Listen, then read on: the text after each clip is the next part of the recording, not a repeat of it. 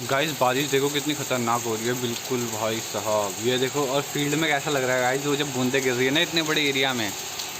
थोड़ा सा इसमें उतना क्लियर शायद रिकॉर्ड नहीं हो रहा, बट मैं देख रहा हूँ ना यहाँ से, ऐसा लग रहा है ना, छोटे छोटे छोटे जैसे कीले जैसी लग रही हैं। हेलो गाइस, कैसे हैं आप लोग। अभी बज रहे हैं दिन के 12 और मौसम हो रहा है बहुत ही प्यारा। जैसे ही फ़ोन ऑन करा उसी टाइम माइंड में आया कि अभी बज रहे हैं 12 और मौसम हो रहा है बहुत ही प्यारा। तो पहले मैं आपको एक बार बाहर ले जाता हूँ, थोड़ा मौसम दिखाता हूँ। बूंदे गिराते हैं नीचे, बड़ा मज़ा आएगा।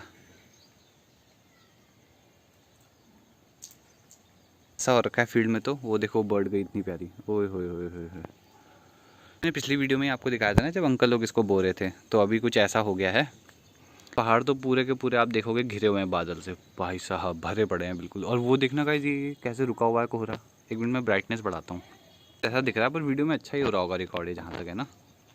तो पूरे बादल ऐसे रुक गए हैं देखो।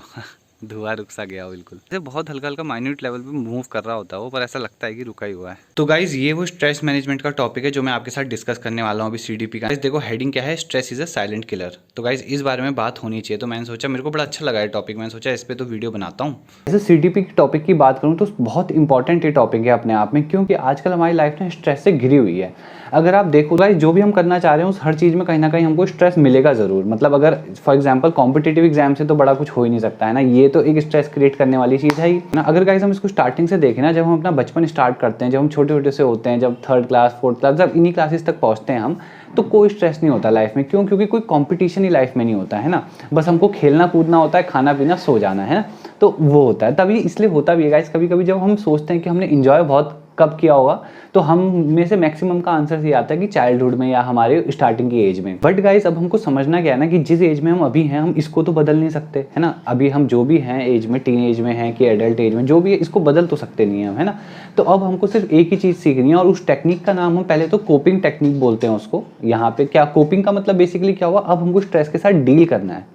बेसिकली एक तो तरीका है स्ट्रेस को बैठ के उसके बारे में रिग्रेट करना कि यार क्यों है इतना स्ट्रेस, है ना, ये सब बार बार अपने आप को नेगेटिवली रीइंफोर्स करना। बट एक तरीका ये है कि हम सोचें कि यार इसके साथ डील कैसे किया जा सकता है ना। तो उसके लिए भी हमको क्या करना है, सबसे पहले आप ये देखो स्ट्रेस हो कहाँ रहा है। क्या हमारे हाथ में स्ट्रेस हो रहा है, क्या पैरों में स्ट्रेस हो रहा है, क्या हमारी आंखों में स्ट्रेस हो रहा है, चलो वो तो फिजिकल पेन पे आ गया। मेनली स्ट्रेस कहाँ से स्टार्ट होता है, हमारे ब्रेन से। हमारे ब्रेन के अंदर जो भी थॉट प्रोसेस है सारा का सारा वही है। देखो थॉट्स, देखो आप इवन होता भी है, आप ना सपोज रात का टाइम हो 12 बजे और कुछ ना नेगेटिव सोचना शुरू करो बाय चांस, तो आपको ना 10 मिनट के बाद ही लगने लग जाएगा कि लाइफ कितनी खराब चल रही है, इतना स्ट्रेस क्रिएट हो जाएगा। तो बेसिकली गाइस क्या हुआ कि हमने स्ट्रेस यहाँ से क्रिएट किया, तो अब कोपिंग टेक्निक में या डीलिंग करते वक्त भी हमको यहीं से स्ट्रेस को डील करना पड़ेगा। तो गाइस सबसे पहली चीज़ आ जाती है रिलैक्सेशन टेक्निक्स। यानी कि रिलैक्सेशन में क्या है, बेसिकली गाइस जब हम सो के उठते हैं तो हम कितना फ्रेश फील करते हैं ना। क्या हमको सो के उठते के साथ स्ट्रेस होता है? नहीं होता है ना। अच्छा फील होता है कि चलो यार कुछ नया कुछ आता है। देखो गाइस ऐसा है ना, अगर हम दिन को भी देखें तो दिन रात अगर हम अपनी लाइफ को देखें तो कुछ डे नाइट कुछ नहीं है ना। एक पॉइंट से लाइफ स्टार्ट हुई और एक पॉइंट पे खत्म हो जाएगी, एक ऐसे करके लाइन चल रही है एक सेगमेंट की तरह। बट ये जो दिन शुरू होता है नया, हम बोलते हैं सुबह हो गई, ये इन सब चीज़ों से माइंड पे एक साइकोलॉजिकल इंपैक्ट पड़ता है कि एक नया दिन आ गया, कुछ नई अपॉर्चुनिटी आ गई। तो उस तरीके से हमको लाइफ को लेना है ना। हर वक्त हमको ये सोच के चलेंगे कि नई अपॉर्चुनिटी है तो स्ट्रेस कम हो जाएगा। देखो गाइज रियलिटी ये है, प्रॉब्लम सॉल्व नहीं होगी ये सब सोचने से, है ना। बट जैसा कि 3 इडियट मूवी में भी कहा था कि उनको झेलने की ताकत आ जाती है। उसके बाद गाइज यहाँ पे मेडिटेशन टेक्निक भी आप लिख सकते हो अगर आपको आंसर मेंशन करना है। मेडिटेशन भी आपको सिंपली पता है क्या है, आप शांति से बैठ करके अपने थॉट्स को एनालाइज कर रहे हो कि क्या हो क्या रहा है एक्चुअल में, माइंड में चल क्या रहा है ना। नेगेटिव थॉट्स आ रहे हैं तो आप उनको समझोगे पहले कि उनकी जड़ क्या है, वो कहाँ से स्टार्ट हो रहे हैं, फिर उस जड़ पे अगर आप काम करोगे तो धीरे धीरे करके चीज़ें सॉर्ट आउट हो जाएंगी। ये है मेडिटेशन टेक्निक्स के बारे में, है ना। आपको ऑलरेडी सबका आंसर पता होगा, मैं कुछ आपको नया नहीं बता रहा हूँ। बस ये है कि आपके साथ एक डिस्कशन में आपका थोड़ा रिवाइज हो जाएगा बस। इसके बाद एक और इंपॉर्टेंट टेक्निक है जिसको बायो फीडबैक टेक्निक कह सकते हैं हम। तो बेसिकली इसमें हम क्या कर रहे हैं, हमने बायो वर्ड यूज़ करा तो हम अब अपनी बॉडी के कुछ फिजिकल एस्पेक्ट्स को यूज़ करके अपने आप को देखेंगे। देखो फॉर एग्जाम्पल, जैसे मैं अगर अपनी बात करूँ गाइस, जब भी कोई प्रेजेंटेशन होती थी ना, मैंने आपको पहले भी किसी वीडियो में दिखाया था, जब मेरी कुछ 5-10 मिनट बाद प्रेजेंटेशन थी तो बहुत तेज़ हार्ट बीट हो रही थी, है ना। स्टार्टिंग में मेरे साथ तो ये होता है इस तरीके से, मतलब लगता है कि यार कैसा होगा, गलत तो नहीं होगा, कुछ ऐसा करके थोड़ा नर्वस इश्यू हो जाते हैं, तो हार्ट बीट तेज़ हो जाती है। तो बेसिकली आप क्या कर सकते हो, सबसे पहले तो आप अपने हार्ट को चेक करोगे कि अगर मेरी हार्ट बीट तेज़ है तो बेसिकली इस टाइम मैं स्ट्रेस में हूँ। वो स्ट्रेस की ही तो कंडीशन है, क्योंकि अगर आप सिंपली देखो गाइस, जब हम सोए होते हैं या सो के उठते हैं, क्या हमारी हार्ट बीट तेज़ होती है? पता भी नहीं चलता हार्ट बीट चल भी रही है कि नहीं, मतलब कहाँ पता लगता है ना, जब तक कॉन्शियसली ना सोचे कि अरे कुछ यहाँ पे बीटिंग हो रही है। तो ये है गेम।